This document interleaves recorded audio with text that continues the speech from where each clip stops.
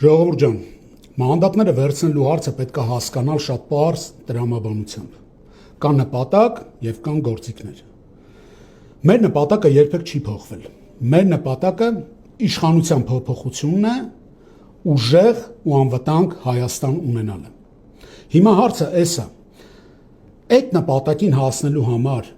մենք պետք է փոքրացնենք թե մեծացնենք մեր գործիքակազմը։ Եթե մանդատները չվերցնեինք, ինչ էր լինելու։ Բնականաբար փոքրանալու էր մեր գործիքակազմը։ Սա փաստ է։ Մենք մնալու ենք միայն փողոցային պայքարի տրամաբանության մեջ։ Փողոցային պայքարն իմիջիայլոց շատ կարևոր է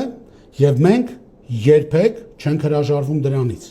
Մենք հրաժարվում ենք միայն փողոցային պայքարով սահմանափակվելու սխալից։ Մենք գերադասում ենք օգտվել բոլոր հնարավոր գործիքներից։ Վստահ եղեք,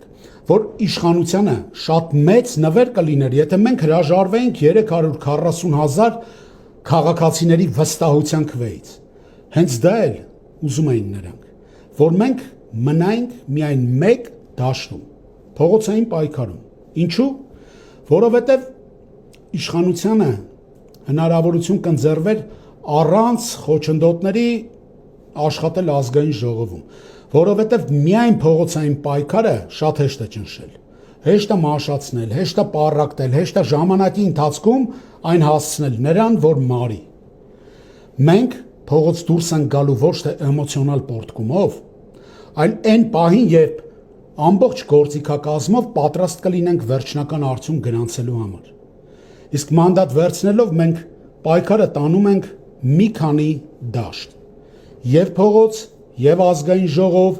եւ համայնքներ, եւ սփյուռք, եւ միջազգային հարթակներ։ Հիշեք, մանդատը մեզ համար երբեք նպատակ չի եղել։ Աթոռ չի։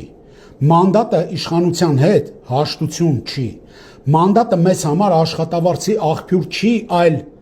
340,000 ձայնի պայքարի վերածելու պատասխանատվություն։ Մանդատը մեզ համար հավելյալ գործիք է այս պայքարում, որից հրաժարվելը կլիներ շատ մեծ ճոխություն։ Մենք վերցնում ենք մանդատները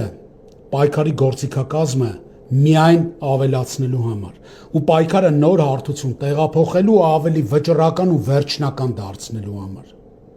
Մեր նպատակը նույնն է, ոչինչ չի փոխվում։ Փոփոխություն եւ ուժեղ Հայաստան։